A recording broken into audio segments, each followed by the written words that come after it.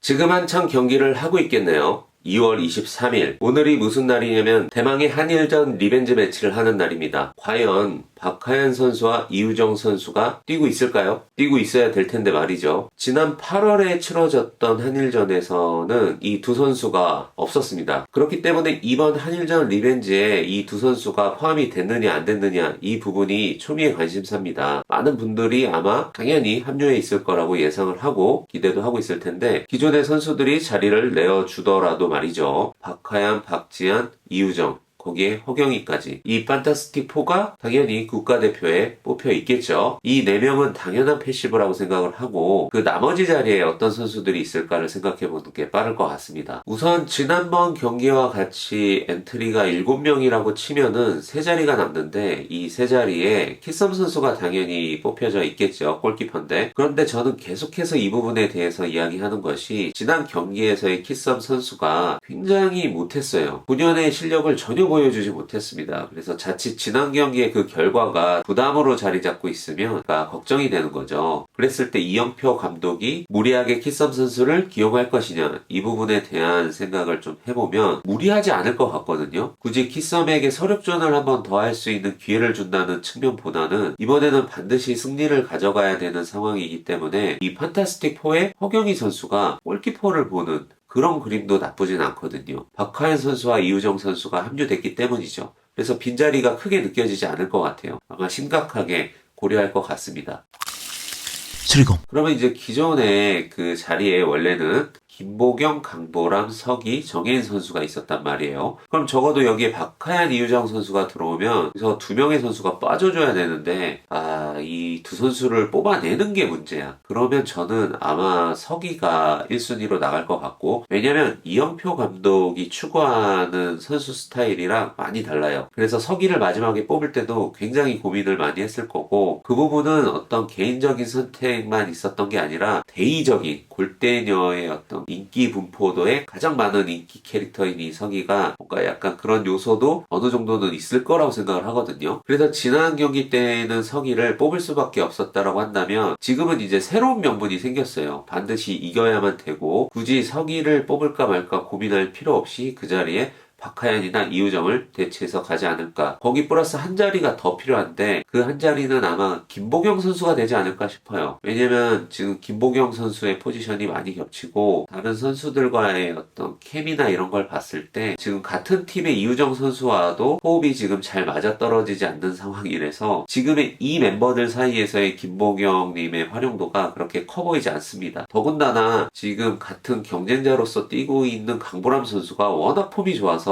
그래서 강보람 선수를 쳐내기에는 쉽지 않을 것 같아요. 그래서 박하연 선수와 이우정 선수가 합류되는 그 자리에 서기와 김보경 선수의 자리가 비어지지 않을까라고 예상을 해보고 아무래도 정혜인 선수는 얼굴 마담이기 때문에 데려가야 됩니다. 이거는 어떤 이영표 감독의 의지라기보다는 골대녀라는 그 아이덴티티와 마스코트는 필요하니까 정혜인 선수나 서기 선수 둘 중에 한 명은 무조건 합류가 돼야 되는데 앞서 말했듯이 이영표 감독의 개인적인 선호도에 따라서 서기 선수보다는 정혜인 선수로 픽스가 되지 않을까 그렇게 정리를 한번 해볼 수 있을 것 같네요. 그러면 이제 일본에 선발된 선수들은 어떤 선수일까? 이 두 선수 마시마 선수와 요코야마 선수는 당연히 포함되어 있을 것 같고 지난 경기 때 뛰었던 선수들이 그대로 오지 않을까 싶습니다. 물론 당연히 사우리 선수도 포함돼서 말이죠. 그런데 이제 한간에 풍문이 하나 돌고 있어요. 그 SNS에서의 정보들을 미루어 비춰봤을 때 국가대항전의 엔트리가 7명이 아니라 6명일 수도 있다. 왜냐면 이건 일본 측에서의 플레이를 봤을 때 충분히 그럴 수도 있는 게 7명의 엔트리로 해가지고 선수들을 다 데리고 왔는데 정작 지난 경기에서 한 번도 경기장을 뛰지 못한 선수가 있어요. 나머지 한 선수도 정말 그 찰나의 시간만 경기를 했단 말이죠. 그러면 구태여 일본 측에서는 2명이나 벤치 멤버를 데리고 올 필요가 있냐라는 이야기들이 나오지 않았을까 생각을 합니다. 물론 한국 측의 입장에서는 상황이 다르죠. 꽤 활발한 교체를 통해서 나름 골고루 경기를 뛰었던 상황이라서 엔트리가 7명인 부분에 대해서 전혀 그런 문제가 없었는데 만약에 진짜 엔트리가 6명이면 한국 국가대표는 그만큼 더 타이트하겠다. 와, 머리가 더 복잡해지는 상황이 됩니다. 근데 그도 그럴 게 지금 골대녀의 팀이 6명이잖아요. 더 가능성이 있어 보이기도 하고 아무래도 6명인 엔트리에서 경기를 하게 되면 되면 선발된 선수들에게 좀 더 집중을 할 수는 있겠죠. 그러니까 이 부분에 대한 해소를 하려면 일본 측에서 좀 더 활발한 교체 카드를 써서 다양한 선수들이 플레이할 수 있게 해줘야 되는데, 일본 감독도 지금 완전 찐이었죠. 선수 시절에 한국을 한 번도 못 이겼다는 그 한을 제대로 풀어볼 작정으로 정말 교체를 아예 생각도 안 하고 있었던 상황이어서, 아마 이번 경기도 그런 찐템 모드로 간다면 교체가 그렇게 활발하게 이루어질 것 같지는 않아요. 그런 상황이라면 정말 7명을 데려오는 것 자체가 불필요해 보일 수도 있고, 그 뛰지 못하는 선수한테도 미안하니까.